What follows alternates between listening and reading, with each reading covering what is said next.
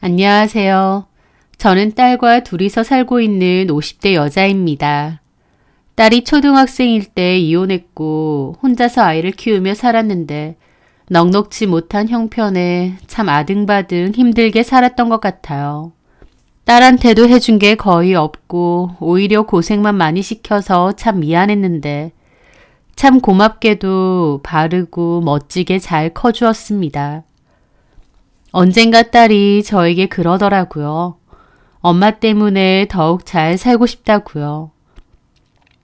저는 그 말이 기특하면서도 참 가슴이 아팠습니다. 딸에게 너무 많은 짐을 주고 살았구나 싶기도 하고요. 서로가 서로에게 유일하게 기댈 곳이었던 특별한 저희 모녀의 사연을 들려드릴까 합니다.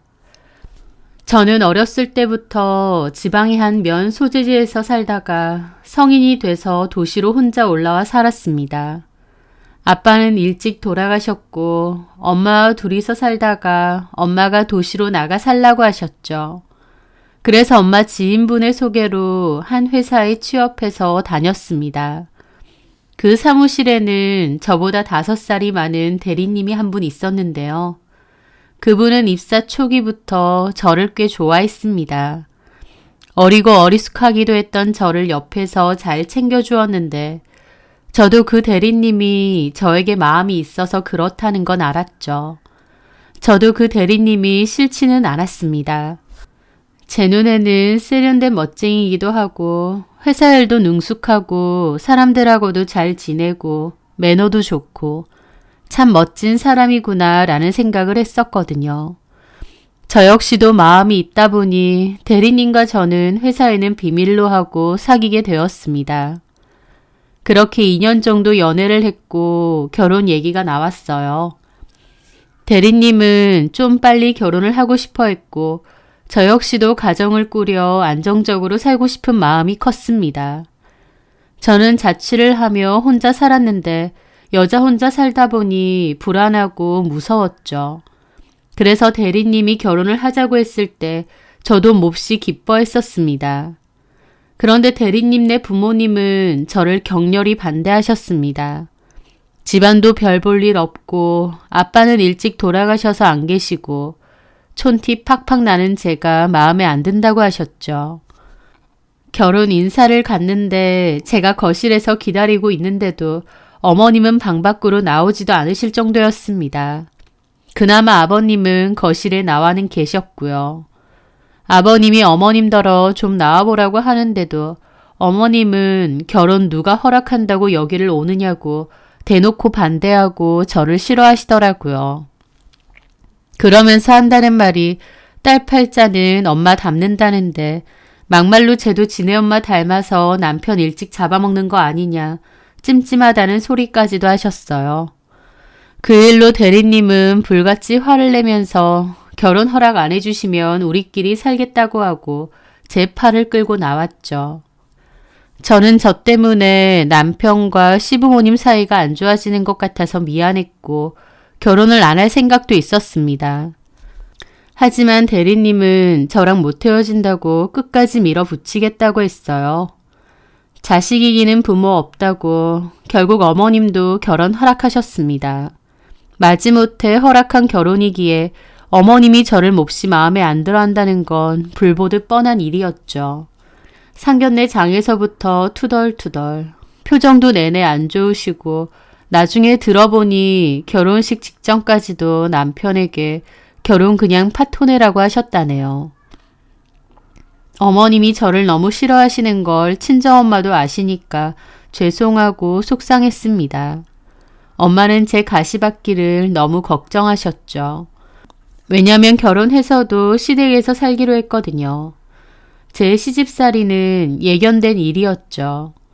시부모님은 2층 집에 사셨는데 시부모님과 그때 당시 결혼 안 한 신우가 1층, 저와 남편이 2층을 쓰기로 했습니다. 남편이 처음에는 따로 집을 구해서 분가한다고 했었는데 어머님이 같이 사는 거 아니면 결혼 허락 못 해준다고 하셔서 그렇게 결정된 거였죠. 저는 시부모님의 말대로 결혼 후에 직장을 그만뒀고 집에서 살림을 했습니다. 깐깐한 데다 저를 몹시 싫어하는 시어머니와 매일매일 붙어 지낸다는 건 말로 표현하지도 못하게 힘든 일이었어요. 지금 돌이켜도 그때 어떻게 그 오랜 시간을 버텼나 싶을 정도입니다. 말끝마다 친정에서 배워온 게 없다. 이런 것도 못한다. 뭐 하나 마음에 안 든다 소리를 곧잘 잘하셨어요. 저는 아침부터 자기 직전까지 내내 그 큰 집 살림 도맡아서 하느라 진이 다 빠졌습니다. 아침, 점심, 저녁 밥 차려대느라 정신이 없고 그 사이에 빨래하고 청소하고 장봐오고 하루가 어떻게 갈지도 모를 정도였죠. 행복하고 즐거운 게 아니라 고되고 서럽기만 한 결혼 생활이었습니다. 게다가 어머님은 결혼 초반부터 빨리 아이 가지라고 닥달을 하셨어요. 정확히는 아이가 아니라 아들을 가지라고 하셨죠. 딸은 필요 없고 아들 얼른 낳으라고요. 그러던 와중 저는 6개월 만에 임신을 하게 되었습니다.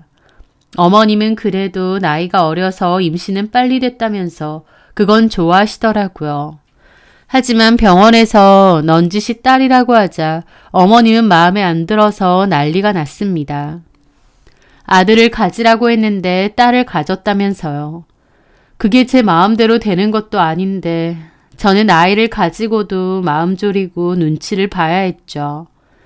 그렇게 딸을 출산했는데 출산하자마자 어머님은 저 노래 줄 필요 없다고 분유 대충 먹이고 아들이나 바로 가질 준비하라고 또 닥달을 하셨어요.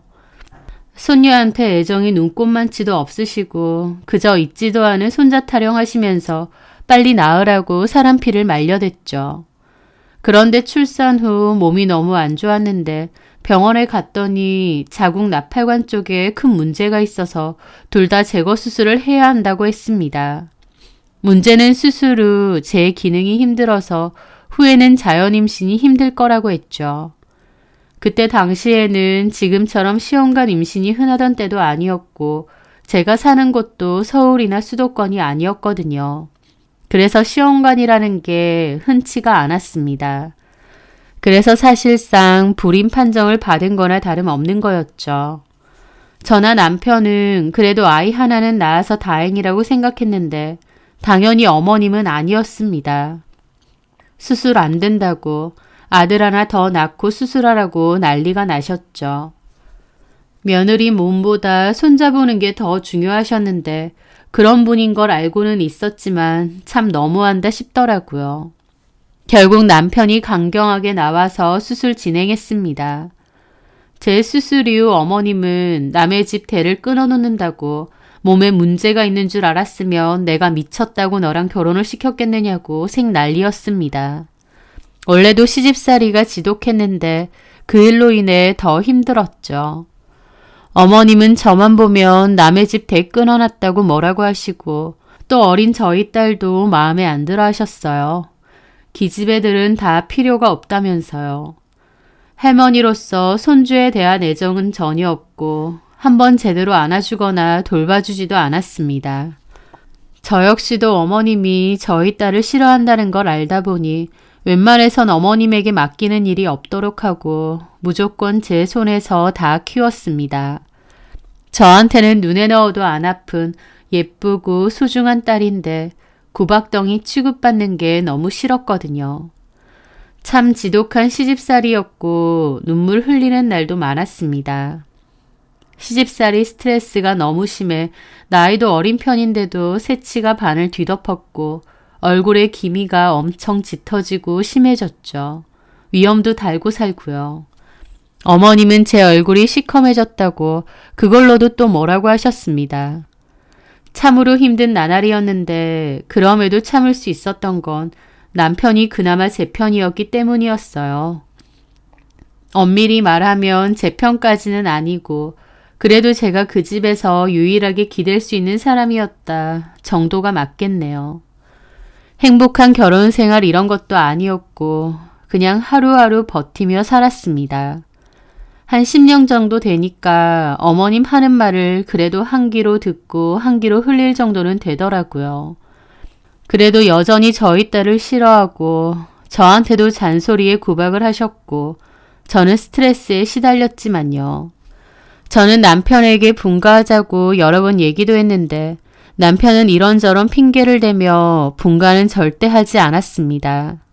제가 힘들어 죽어도 분가는 안 하더라고요. 그런 남편의 태도를 지켜보면서 아, 남편도 내 편은 아니구나. 그냥 어머님 아들이구나 라는 생각도 많이 했었죠. 그 속에서 제가 유일하게 삶의 낙처럼 느낀 것이 바로 저희 딸이었습니다.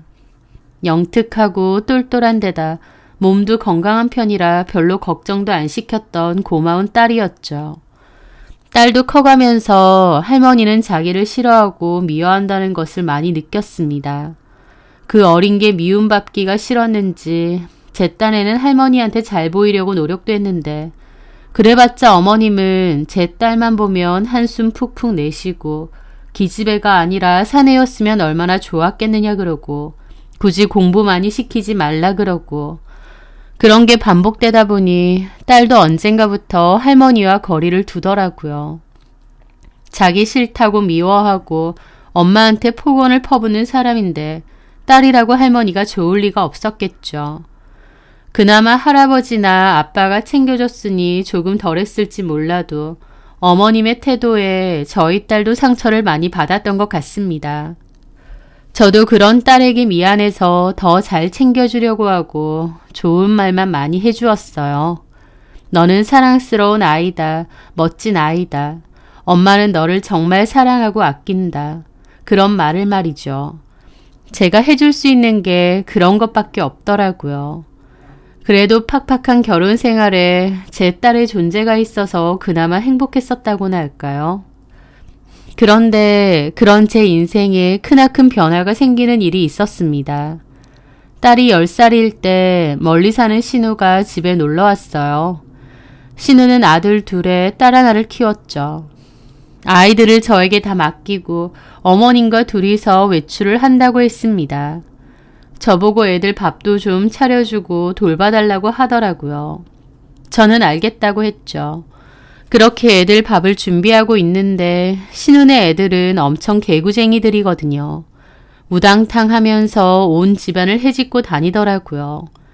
저희 딸은 2층 방에서 책을 읽고 있다가 시끄러우니까 내려와서 식탁 의자에 가만히 앉아 있었죠. 조그마한 게 할머니한테 배웠는지 누나인 저희 딸을 무시해대니 저희 딸도 동생이라고 해도 친하게 안 지냈습니다. 그런데 신우 아이들이 거실에 전시되어 있던 어머님 접시를 가지고 노는 겁니다. 그 접시는 어머님이 외국 여행 갔을 때 사온 거라는데 장식용으로 거실에 진열해 두었거든요. 그런데 애들이 그 접시를 막 핸들처럼 가지고 노는 겁니다. 저는 멀리서 그거 만지지 말고 내려놓으라고 했죠. 깨지면 큰일 난다고요. 아이들은 내려놓는 척만 하고 그 뒤로도 저 몰래 계속 갖고 놀았던 것 같더라고요. 저는 음식 준비하느라 바빠서 도통 신경을 못 썼고요. 그러다가 결국 와장창 소리가 나는 겁니다. 놀라서 보니 접시들이 여러 개 산산조각 나 있고 작은 애는 울고 불고 난리가 났더라고요. 저랑 식탁에 앉아있던 딸도 놀라서 그리로 가는데 때마침 외출했던 어머님과 신우도 들어오다가 본 겁니다. 신우는 바닥에 접시가 깨져 있고 아이도 울고 있으니 놀라서 달려와서 애를 살폈죠. 아니 이게 다 뭐야? 진영이 다쳤어? 다친 건 아닌데 놀랐나 봐. 장난감 놔두고 왜 이걸 갖고 놀아? 내가 이거 손대지 말라고 했는데. 이거 누가 갖고 놀았어? 누구야? 하면서 어머님이 화가 나서 고함을 지르셨죠. 그런데 그 순간 신우 애들이 혼날까봐 무서웠는지 갑자기 저희 딸이 갖고 놀았다고 하는 겁니다. 누나가 갖고 놀다 떨어뜨렸어요. 그 말에 저희 딸도 황당한 얼굴이었죠. 야, 너 뭐래? 네가 떨어뜨렸잖아. 누나가 떨어뜨렸어요. 하면서 옆에 있던 다른 시조카도 똑같이 얘기를 했죠. 그 순간 어머님이 갑자기 화난 얼굴로 저희 딸 머리통을 딱 하고 내려치는 겁니다. 저희 딸은 갑자기 머리통을 맞고 너무 놀라 눈이 동그래진 채로 쳐다봤죠. 너는 이년아! 내가 이거 아끼는 거 알면서 이걸 깨트려! 나면서 딸한테 소리를 빽 지르시는 겁니다. 저희 딸을 별로 좋아하지 않는다는 건 알았지만 손찌검에 욕설까지 하며 다그치는 모습은 처음 봤어요. 저희 딸도 눈치가 빨라서 웬만해선 할머니 곁에 잘 안 있으려고 하고 피했었거든요. 그런데 저희 딸이 하지도 않은 일로 저렇게 역정을 내시고 딸의 눈에 눈물이 그렁그렁하니 지켜보는 저도 눈이 돌아갔죠. 지금 뭐 하시는 거예요? 그거 선아가 깨트린 거 아닙니다. 선아가 그런 행동을 할래요? 그리고 설령 깨트렸다고 해도 욕하면서 애머리를 그렇게 때리는 행동이 맞으세요? 저는 평소에는 어머님이 폭언을 해도 그냥 네네 하고 참고 군소리 안 하는 편이에요. 하지만 저희 딸을 건드리니 저도 눈이 돌아가더라고요. 진호가 얘가 그랬다잖아. 어머님은 손자말이라면 무조건 맞아요? 진호랑 진서가 갖고 놀다 깬 거예요. 하지 말라고 해도 자기들 마음대로 갖고 놀다 깬 거라고요. 그러면 누나가 돼가지고 동생들 이런 거 갖고 놀면 다 이러고 말릴 줄 알아야지. 누나라고 해봤자 2살 많아요. 그리고 어머님이 평소에 저희 선아를 얼마나 무시했는데, 쟤네들 앞에서도 얼마나 저랑 선아를 무시했는데 쟤네가 누나 말이라고 듣겠어요? 지금도 보세요. 지들이 잘못해놓고 선아 탓 돌리는 거. 하! 너 그래서 지금 눈에 쌍심지 켜고 시애미한테 달려드냐? 진짜 해도 너무하시네요. 선아도 어머님 손주예요. 저도 더 이상은 못 참습니다. 못 참으면 네가 어쩔 건데. 나 참. 언니, 엄마한테 말이 심하시네요. 넌 닥쳐. 네 새끼들 교육이나 똑바로 시켜. 망아지 마냥 날뛰게 하지 말고. 뭐라고요? 저는 완전 화가 나서 씩씩거리며 딱 하나 남은 그 접시 바닥에 집어 던져버렸습니다. 그때는 정말 눈에 뵈는 게 없었어요. 제 행동에 시모와 신우도 입이 떡 벌어졌죠. 저는 씩씩대며 우는 선아를 데리고 2층으로 갔습니다. 그리고 바로 짐을 쌌어요. 제가 구박받는 건 참아도 저희 딸이 똑같이 당하는 건 못 참겠더라고요. 저희 딸이 이 집에서 얼마나 착하고 얌전했는데요. 그게 제 딸의 진짜 성격이라기보다 하도 시어머니가 눈치 주고 미워하니까 저희 딸도 조용해지고 얌전해진 겁니다. 그것만 생각해도 미안해서 눈물이 나는데 어머님의 행동에 참고 참았던 게 확 터지더라고요. 짐을 싸서 내려왔더니 어머님은 방방 뛰고 난리가 났어요. 아이고, 짐까지? 대단하다, 대단해. 오냐, 그래, 나가라. 어디 갈 데나 있냐? 너 지금 나가면 다시는 돌아올 생각하지 마라. 이 집에 팔들일 생각 마. 네, 저도 이 집에 다시는 안 돌아옵니다. 저는 그렇게 그 집을 떠났습니다. 하지만 무작정 나오긴 했지만 갈 데가 없더라고요. 일단은 가방을 들고 선아랑 걸었습니다. 선아도 아무 말 없이 따라오더라고요. 그렇게 정처 없이 가다가 공원에 앉아 있었는데 눈물이 막 터져 나왔습니다. 그렇게 제가 서럽게 우는데 저희 딸이 울지 말라며 저를 달래주더라고요. 저는 선아를 끌어안고 울었고 선아도 같이 울면서 저를 토닥여 주었죠. 친정으로 가고 싶어도 너무 멀었기에 잠시 고민하다가 친한 언니네로 갔습니다. 그 언니는 좀 놀랐지만 그래도 기꺼이 받아주시더라고요. 언니는 남편 회사에 전화를 걸어서 자초지종을 설명한 모양이고 남편이 퇴근 후에 언니네 집으로 달려왔습니다. 저는 남편 앞에서 울면서 내가 구박받는 건 참아도 우리 선아가 구박받는 건 못 참겠다. 우리 선아가 뭘 잘못했느냐며 울었죠. 남편도 담배를 뻑뻑 피고 한숨을 막 쉬었습니다. 저는 남편에게 부탁했죠.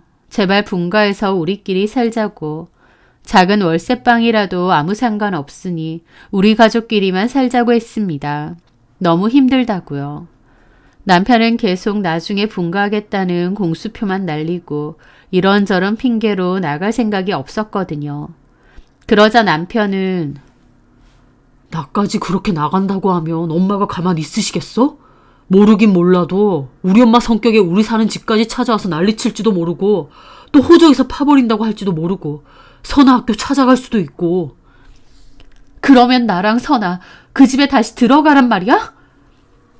자기도 알다시피 우리 부모님 세 받는 상가도 하나 있고 지금 그 2층 집도 있고 부모님 비위 잘 맞추고 같이 살면 나중에 어련히 그거 다 물려주실 건데. 도대체 어느 세월에. 그리고 그 비위 맞추고 살다가 내가 먼저 죽겠어. 나는 더 이상 그 집 들어가고 싶지 않아. 당신이 나와서 우리 가족끼리 살자. 계속 분가한다고 했잖아. 좀 없이 살면 어때? 우리 가족끼리만 행복하면 되지. 저는 눈물로 호소를 했는데 남편은 아무 대답이 없더라고요. 나올 생각이 없었던 거죠. 그러더니 갑자기 한다는 소리가 차라리 이건 어때? 뭐? 가짜 이혼을 하는 거야. 내가 엄마한테는 자기랑 결국 헤어졌다고 할게. 뭐? 이혼? 남편의 입에서 이혼 소리가 나오니 심장이 덜컹하더라고요. 하지만 남편은 진짜 헤어지는 게 아니라 엄마 보기에만 이혼을 하자는 겁니다. 방 하나 구해줄 테니 거기서 선아랑 살고 있고 남편이 틈틈이 온다고 하더라고요. 저는 죽어도 다시 그 집으로 들어갈 생각이 없고 남편은 부모님의 뜻을 거역하기가 힘들다고 하니 생각해낸 대안이었죠. 남편은 법적으로만 이혼인 거지 부부 사이는 지금처럼 똑같다고 저를 설득했습니다. 그렇게 계속 산다고? 그렇게 살다가 엄마 아빠도 언제까지 저러시진 않을 거 아니야. 아들내미 하나 있는 거 재혼도 안 하겠다고 하고 있으면 한풀 꺾이실 거야. 그때 적당히 떼봐서 우리는 다시 합치면 되는 거고. 아니면 내가 3, 4년 살다가 적당히 핑계대서 나올게. 그때 같이 살자. 이혼이라는 말은 무서웠지만 당장은 시어머니가 더 싫었기 때문에 고민 끝에 결국 그렇게 하기로 했습니다.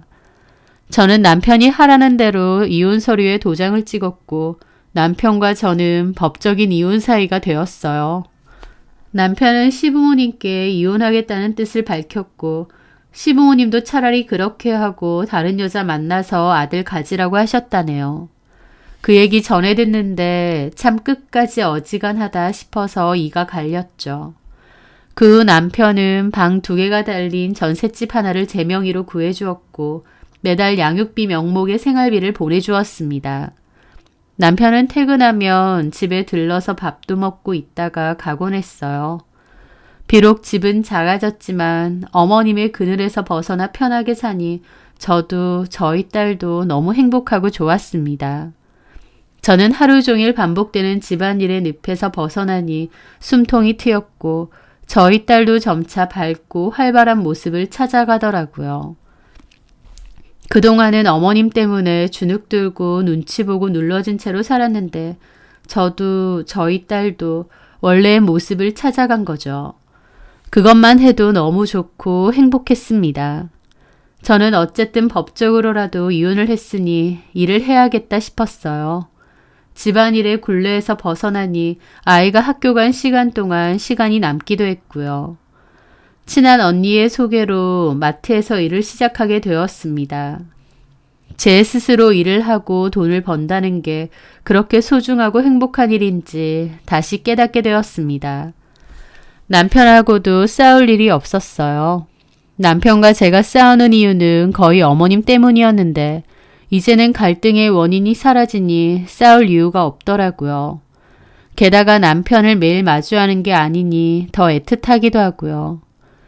1년 정도까지는 너무 행복했습니다. 그런데 1년가량이 지나고부터는 남편이 집에 오는 횟수가 눈에 띄게 줄더라고요. 나중에는 한 달에 한 번도 잘 안 오더라고요. 그나마도 와서 조금 앉아있다가 가더군요. 게다가 남편의 태도도 갈수록 좀 달라졌습니다. 딸한테도 대면대면거리고 불편한 기색으로 얼굴만 보이고 갔거든요. 그게 반복이 되면서 저도 마음속으로 불안함이 올라오더라고요.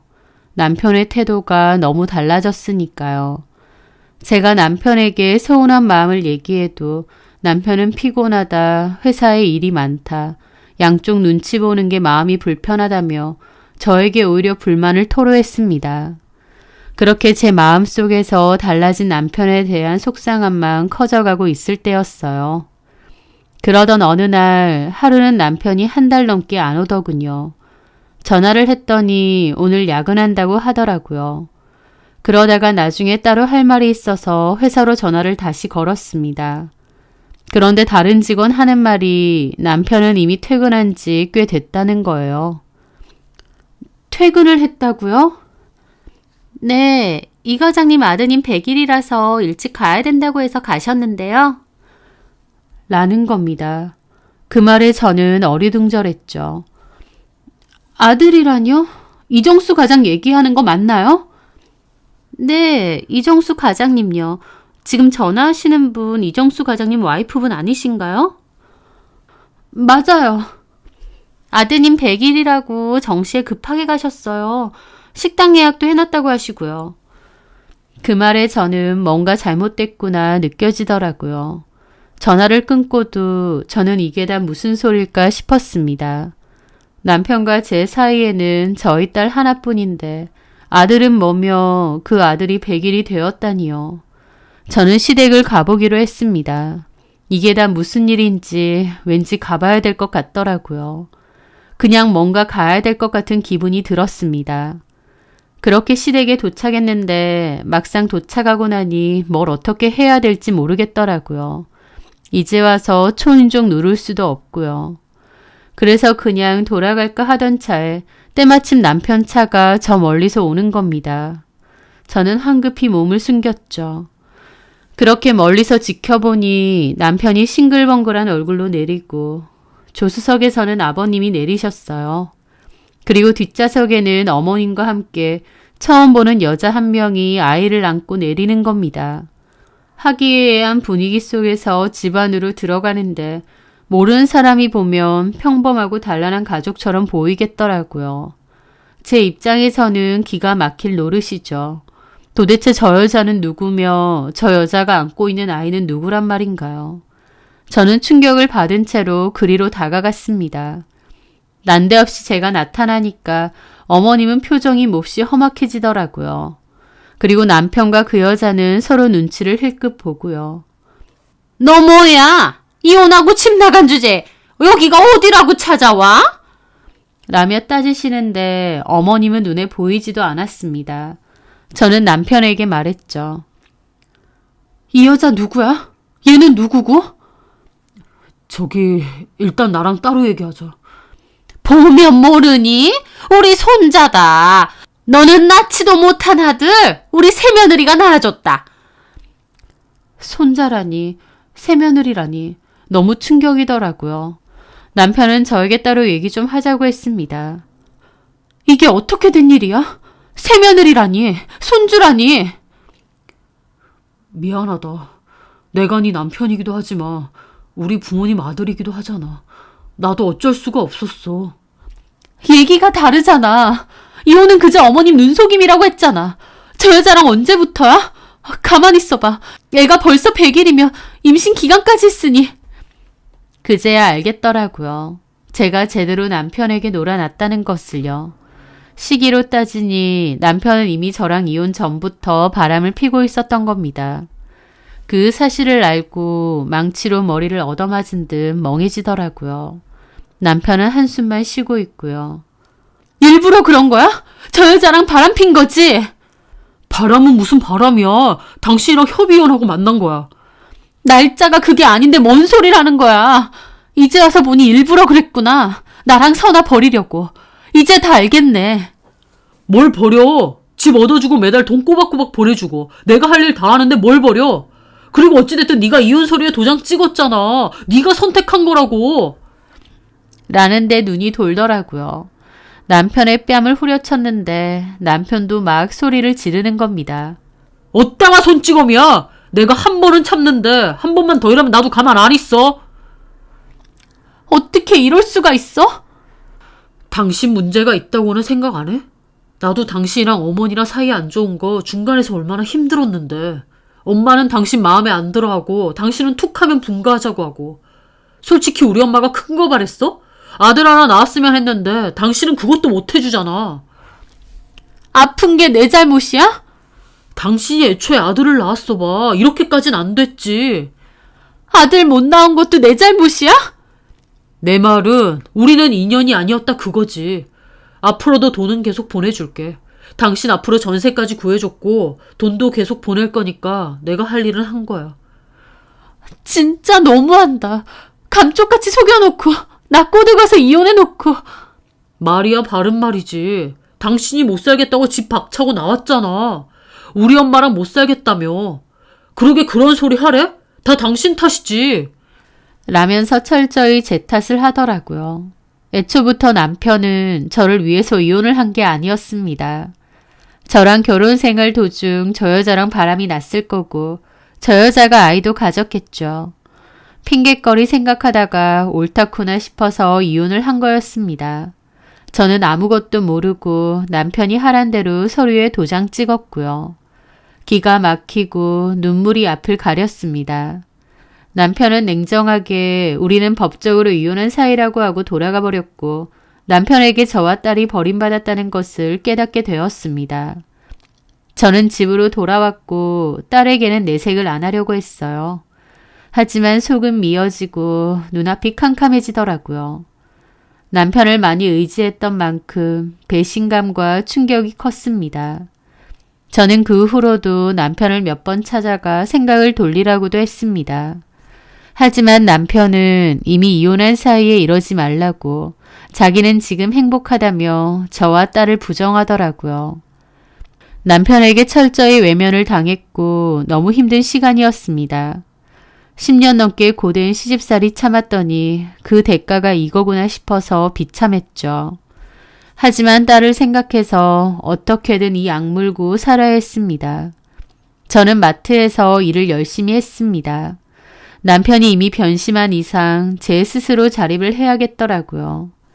다행히 딸은 말썽 한 번 없이 공부도 정말 잘하고 잘 커주었습니다.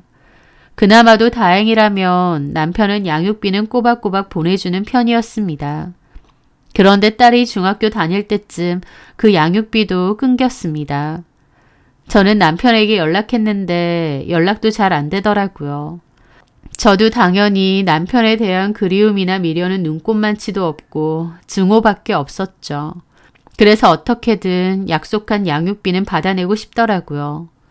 그런데 좀처럼 연락이 안 된 지 꽤 되었고 변호사라도 만나서 상담을 해야 되나 싶었는데 남편이 겨우 연락 와서 하는 말이 집 형편이 몹시 안 좋아져서 양육비를 당분간은 못 주겠다고 하더라고요. 웃기지 말라고 사정이 어떻든 내 할 바 아니니 양육비는 똑바로 내놓으라고 했습니다. 그리고 사정이 안 좋아졌다는 말도 믿을 수 없다고 했죠. 이미 저를 속이고 이혼까지 한 마당에 제가 남편 말을 어떻게 믿겠나요? 남편에게 양육비는 똑바로 달라고 했는데 남편은 돈이 없는데 어떻게 주느냐며 뻔뻔히 나오더라고요. 대강 보니 그 결혼한 여자가 더 이상 양육비나 생활비 지원을 해주지 말라고 했던 모양이었죠. 그렇게 그 일로 실랑이가 있었다가 결국 제가 그랬습니다. 그럼 양육비고 뭐고 돈 아무것도 보내지 말라고.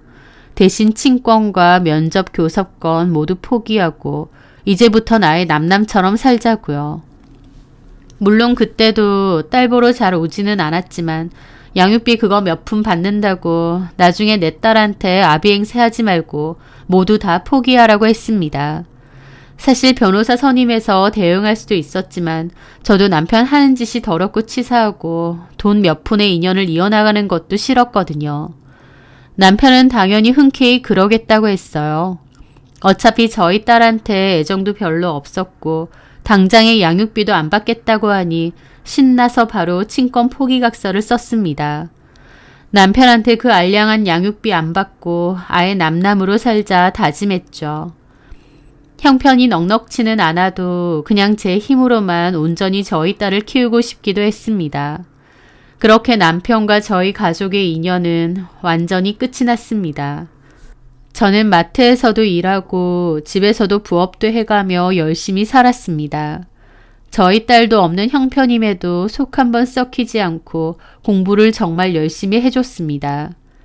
저는 딸에게 미안한 마음도 있고 공부를 하라고 제가 말한 적이 없어요. 오히려 딸이 너무 악바리처럼 공부를 하길래 말린 적도 많습니다. 건강 다 상하니 쉬엄쉬엄 하라고요. 그럼에도 저희 딸은 잠자는 시간까지 줄여가며 공부를 악착같이 했고 중학교며 고등학교며 늘 전교권에서 놀았죠. 주변에선 저보고 딸 공부 어떻게 시켰느냐고 묻는데 제가 어떻게 해준 게 없어서 대답할 말이 없었습니다. 끼케야 딸이 부족한 부분을 보충하고 싶다고 학원을 가고 싶다고 하면 보내준 정도이지 제가 뭘 나서서 한 적도 없었죠. 저는 딸에게 나중에 뭘 하고 싶으냐고 물었던 적이 있는데 딸의 대답이 참 슬프고 지금도 생각날 정도로 미안합니다. 딸은 돈 잘 벌고 인정받는 직업을 하고 싶다고 했어요. 구체적으로 뭘 하고 싶다고 정한 게 아니라 그냥 돈 잘 벌고 인정받는 직업이면 된다고 하더라고요. 돈을 잘 벌어서 저 호강시켜 주고 싶고 인정받는 직업을 얻어서 할머니와 아빠에게 복수하고 싶다고 하는 겁니다. 고등학생 입에서 복수 소리가 나오길래 저도 몹시 놀랐죠. 그리고 딸에게 아빠랑 할머니 때문에 네 인생을 결정하지 말라고 했었습니다. 하지만 딸은 몹시 단호하더라고요. 그렇게 딸이 명문대 합격을 하게 된 날 저와 딸은 조촐한 축하 파티를 가졌는데요. 그날 저녁 딸이 저한테 하는 말이 놀라웠습니다. 사실 딸이 중학교 때 전시댁을 몰래 간 적이 있다고 하더군요. 그 시기가 남편이 저 몰래 새장가 든 거 들키고 왕래 끊은 지 1년 정도 지났을 때였습니다. 제가 따로 딸한테 구체적인 말은 안 했기 때문에 딸은 지 아빠가 왜 안 오는지 몰랐을 겁니다. 딸 딴에는 아빠가 더 이상 집에 안 오고 엄마도 자세하게 말을 안 해주니 아빠가 보고 싶은 마음에 저 몰래 할머니 집에 찾아갔다는 겁니다. 하지만 할머니가 무서우니 집에 들어갈 생각은 전혀 안 했고 그냥 멀리 골목에서 아빠 퇴근하기를 내내 기다렸답니다. 그러다가 아빠가 와서 반가운 마음에 갔대요. 그런데 남편은 제 딸을 보고 반가워하는 게 아니라 당황하면서 할머니 알면 뭐라고 하니 돌아가라고 애 손에 10,000원 한 장 쥐어주고 막 돌아가라고 떠밀더랍니다. 저희 딸은 영문도 모르고 등 떠밀려 한참을 가다가 아무래도 이상해서 다시 돌아갔는데 하필 남편이 새 아내랑 아들 데리고 나와 어디 가는 걸 보게 되었답니다. 눈치 빠른 제 딸도 아빠에게 새 아내가 생겼구나, 엄마가 나를 버렸구나 알게 된 거죠. 저는 딸이 그 얘기를 저에게 일절하지 않아서 그런 일이 있었는지도 몰랐습니다. 딸에게는 그게 엄청난 상처였고 그 어린 마음에도 우리를 버린 아빠 보란 듯이 엄마와 잘 살겠다는 마음이 든 것 같아요. 그래서 악착같이 공부를 했던 거고요.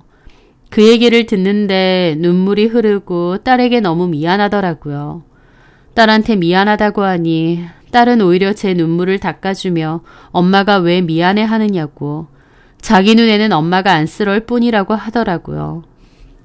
그러면서 자기 마음속에도 아빠는 죽은 거나 다름없다고 했습니다. 매정하게 나를 돌려보냈던 차가운 눈빛의 그 아빠. 더 이상 찾아오지도 않고 우리가 어떻게 사는지 궁금해하지도 않는 그 아빠. 새로운 아내와 아이에게만 온통 사랑을 주던 그 아빠를 우리도 완전히 버리자고 하더라고요. 저도 그러자고 했습니다. 우리끼리 얼마든지 잘 사니까 앞으로도 그렇게 살자고 했죠. 딸한테 미안하면서도 고맙고 기특하면서도 안쓰럽고 울고 웃었던 그때의 그 밤이 아직도 기억에 생생하네요.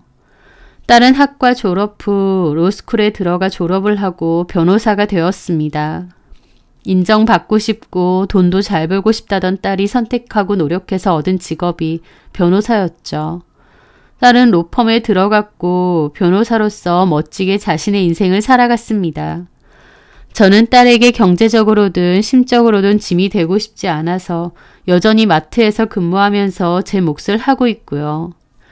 딸과 저는 당연히 전과 비교도 안 되게 안정적인 삶을 살게 되었죠. 상처가 가득했던 지난 이야기를 이제는 좀 가볍게 주고받을 수 있을 정도로요. 그렇게 딸과 서로를 의지하며 잘 살아가고 있던 때였습니다. 그날은 딸과 제가 쉬는 날이 잘 맞아서 같이 쇼핑도 하고 밥도 먹고 오기로 했어요. 딸이 저한테 옷도 선물해주고 즐거운 시간을 보냈죠. 그리고 분위기 괜찮은 카페를 알아봐 놨다며 가보자고 했습니다. 저와 딸은 야외 테라스에 앉아서 커피를 마시고 있었어요. 화창한 날씨에 여유로운 느낌을 만끽하고 있었죠. 그런데 무슨 고약한 운명처럼 그 인간을 다시 만났습니다. 저 멀리서 노숙자 같은 남루한 행색을 한 남자가 걸어왔고 주변에서는 다들 피하더라고요. 테라스에 앉아있던 저도 별 생각 없이 보다가 그 남자와 눈이 마주쳤는데 그 순간 누군지 알겠더군요. 전 남편이었습니다. 저도 놀랐고 전 남편도 놀라서 테라스 울타리 가까이 다가오더라고요. 맞지? 주성이 맞지? 하면서요. 주성이는 제 이름입니다. 저는 너무 놀랐고 전 남편은 고개를 돌려 앞에 앉아있던 딸을 보더라고요. 선아 맞지? 아빠야, 선아야. 막 그러면서 팔을 뻗어 제 딸을 잡으려고 하는 겁니다. 저랑 딸은 놀라서 일어났고 카페 안에 있던 사장이 테라스로 뛰쳐나오더라고요. 그러면서 남편을 저지했습니다. 아저씨 뭡니까? 카페 손님한테 이러지 마시고 갈 길 가세요. 내 딸이야. 내 마누라고. 네? 선아야, 아빠야, 아빠. 라는데 저희 딸도 얼굴이 완전 일그러져서 전 남편을 보고 있더라고요. 혹시 아버지세요? 사장의 물음에 저희 딸이 냉정하게 그러더군요. 아니요. 그 순간 사장은 화가 난 얼굴로 전 남편에게 따졌죠. 당장 안 가면 경찰 부를 거라고요. 그러면서 저희 보고 혹시 모르니 카페 안으로 들어가 계시라고 하더라고요. 전 남편은 내 딸하고 마누라라면서 막 소리를 질렀고 사장은 결국 폰까지 들어서 경찰에 신고를 하려 했습니다. 그 모습에 전 남편도 놀라서 도망치더라고요. 저와 딸은 카페 안에서 놀란 마음을 진정시키고 있었죠. 사장이 잠시 후 다시 들어왔습니다. 많이 놀라셨죠? 저쪽 역에 있는 노숙자인가 봐요. 괜찮으세요? 괜찮아요. 커피 잘 마셨어요. 선아야, 우리 그만 가자. 그리고 저와 딸은 놀란 가슴을 진정시키며 그곳을 빠져나왔습니다. 그런 곳에서 전 남편을 만나게 될 줄도 몰랐고 그 남루한 행색도 충격적이었죠. 15년 정도가 흐른 뒤에 만난 전 남편이 갑자기 노숙자가 되어 있다니요. 저희 딸도 무표정이긴 했지만 상당히 놀라고 충격받은 듯 했습니다. 그렇게 카페에서 나와서 주차장으로 가는데 누군가 쫓아와서 가로막는 겁니다. 보니까 전 남편이더라고요. 카페 사장이 신고를 하니까 도망간 척 했다가 멀리서 지켜보고 있었던 모양이었습니다. 전 남편은 저와 저희 딸을 막 훑어보는데 눈에서는 눈물까지 그렁그렁한 겁니다. 이게 몇 년 만이야. 선아야, 너 정말 많이 컸다. 그래도 알아보겠어. 내 딸이라서 한눈에 알아보겠다. 당신도 얼굴 많이 좋아졌네. 그러는데 전 남편은 얼마나 씻지도 않았는지 냄새까지 나더라고요. 저는 단호하게 말했죠. 내 딸한테 손대지 마. 경찰 신고할까? 여보, 성이야. 여보라니. 이혼하고 남남된 지가 언젠데 당장 안 비켜? 성이야, 선아야, 내가 미안하다. 내가 천벌 받은 것 같다. 그래도 이렇게 다시 만나니 얼마나 좋은 줄 알아? 하면서 갑자기 흐느끼는 겁니다. 미친 줄 알았죠. 어디다가 이름을 불러. 이제 아무 사이도 아닌데. 그딴 건 당신 와이프한테나 해. 그랬더니 전 남편 눈이 횟가닥 하더라고요. 그년 말도 하지 마. 그년하고 그 자식 때문에 내 인생 망했어. 라며 부들부들 하는 겁니다. 저는 전 남편을 무시하고 가려는데 남편은 다시 딸을 잡더라고요. 딸 역시도 뿌리치며 단호히 말했죠. 저는 아빠 없습니다. 저 중학교 때 찾아갔더니 할머니 알면 큰일 난다고 10,000원 줘서 돌려보내고 그 아줌마랑 웬 남자 하나 데리고 어디 가시대요? 양육비 몇 푼도 아까워서 친권, 면접, 교섭권 다 포기하고 아빠라는 자격 자체도 다 던진 사람이 당신 아닌가요? 저나 엄마나 아빠라는 존재 필요도 없고 죽었다고 생각할 겁니다. 한 번만 더 우리 앞 가로막거나 질척이면 나도 더는 안 참아. 수단과 방법 가리지 않고서라도 당신 무조건 끝장낼 거야. 딸의 서슬퍼런 말에 전 남편도 움찔 놀라더라고요. 딸은 폰을 내밀었습니다. 신고할까요? 그냥 가실래요? 전 남편은 황망한 표정이었습니다. 딸은 저보고 가자고 하더니 두세 걸음 뒤에 멈추더라고요. 그러더니 지갑에서 10,000원짜리 한 장을 꺼냈습니다. 그리고 전 남편에게 가더니 전 남편 옷주머니에다 그 10,000원을 쑤셔 넣더라고요. 나 버렸을 때 당신이 내 손에 쥐어준 거. 이거 갚았고 이제 진짜 당신하고 나하고는 아무 사이 아니야. 딸은 그렇게 말하고 저를 데리고 그곳을 벗어났습니다. 전 남편은 황망한 얼굴로 저희를 쳐다보고 있더라고요. 돌아오는 길에 기분이 참 싱숭생숭했죠. 딸도 단호하게 말은 했지만 아빠가 왜 그렇게 됐는지 궁금하고 기분이 이상했던 모양이었어요. 그 후 딸은 전 남편이 왜 그렇게 됐는지 따로 알아봤다고 했고 저에게 얘기를 해주더라고요. 그 얘기는 놀라웠죠. 전 남편이 저와 딸을 속이고 아들 임신했던 상간녀와 도둑결혼을 했었잖아요. 처음에야 원하던 손자를 얻었으니 시부모님도 좋아하고 물심양면으로 다 퍼주었던 것 같더라고요. 하나 있는 손자 오냐오냐 해가며 해달라는 거 다 해주고 온 집안 식구들이 쩔쩔맸다고 합니다. 그렇게 키워놓으니 그 아들도 완전 아나무인이었대요. 그런데 중학교 들어가고 나서 본격적으로 사고를 치기 시작했답니다. 어린 나이에 친구들 사이에 돈 문제 일으키고 학교에서도 문제 일으키고 사고를 치기 시작했다더군요. 전 시모가 손자 사랑이 대단해서 발벗고 나서서 돈으로 해결하고 수습하고 다녔답니다. 손자를 뭐라고 할 생각은 안 하고 그저 오냐오냐 하면서 사고친 거 돈으로만 수습하니 그 아이가 제대로 컸겠나요. 갈수록 사고치는 스케일도 커지고 학교에서도 소문난 문제였답니다. 선생님들도 두 손 두 발 다 들 정도로요. 나중에 불량배들하고 어울리고 가출하고 집에 있는 돈이며 금품 들고 나르고 그러다가 고등학생밖에 안 된 나이로 인터넷 도박하고 지네 엄마 아빠 주민등록증 훔쳐다가 불법 사채까지 써제꼈답니다. 불법 사채 쓴 걸 나중에 알리는 바람에 빚이 눈덩이만큼 커졌고 그거 수습한다고 그나마 있던 꼬마 상가며 집까지 정리를 했다고 합니다. 엎친 데 덮친 격으로 전 남편도 회사 나와서 사업한답시고 집안 돈을 꽤나 썼다고 하는데 전 남편 이름으로 그렇게 불법 사채까지 쓰고 다녔으니 사업에 필요한 은행 대출도 더 이상 안 되고 집이 급격하게 망해갔던 거죠. 이래저래 그나마 있던 재산 다 바닥나고 집도 작은 데로 옮겨서 다 모여 살았답니다. 자기 잘난 맛에 살던 콧대 높은 전 시모까지도 아는 지인네 상가에서 일을 할 정도로 가세가 기울었다고 했습니다. 그 와중에 전 시모가 몸이 아파서 수술을 하기로 했다는데 그 손자가 수술비까지 몽땅 들고 가출해서 날랐다더군요.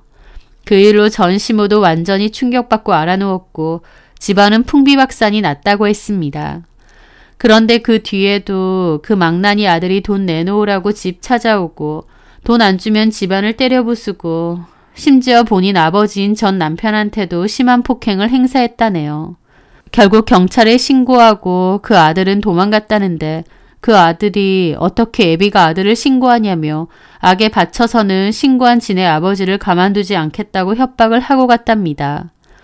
전 남편은 친아들한테 두들겨 맞은 것도 모자라 협박까지 받으니까 정신이 나간 것 같고 그 뒤로 아예 집을 나와서 떠돌이 생활을 한다고 했죠.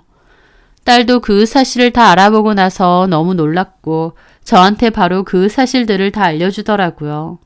왜 전 남편이 갑자기 노숙자 신세가 되어 거리를 불황하고 다니는지 이제 알겠더라고요. 폭삭 망해버린 전 남편과 전 시댁에 대한 연민은 눈꼽만치도 안 들었고 오히려 이제 와서 저나 저희 딸한테 들러붙을까봐 염려는 됐습니다.